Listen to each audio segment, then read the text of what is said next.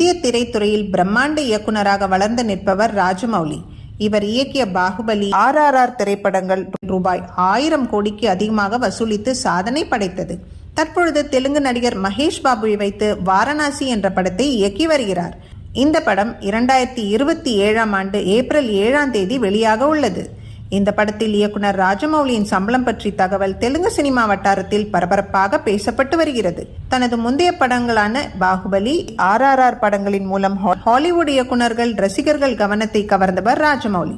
RRR படத்தில் இடம்பெற்ற நாட்டு பாடல் ஆஸ்கர் விருதை பெற்றதுடன் பல நாடுகளில் உள்ள மக்களிடமும் சென்றடைந்தது. தனது படங்களுக்கு உலக அளவில் வரவேற்பு இருப்பதால் வாரணாசி படத்தின் வெளிநாட்டு உரிமை என்ன விலைக்கு விற்கப்படுகிறதோ அதை சம்பளமாக பெற்றுக்கொள்வதாக ராஜமௌலி கூறியிருக்கிறாராம். படம் முதல் கட்ட படப்பிடிப்பில் இருக்கும் நிலையிலேயே அதன் வெளிநாட்டு உரிமையை ரூபாய் 100 கோடிக்கும் அதிகமாக கேட்பதாக சொல்கிறார்கள்.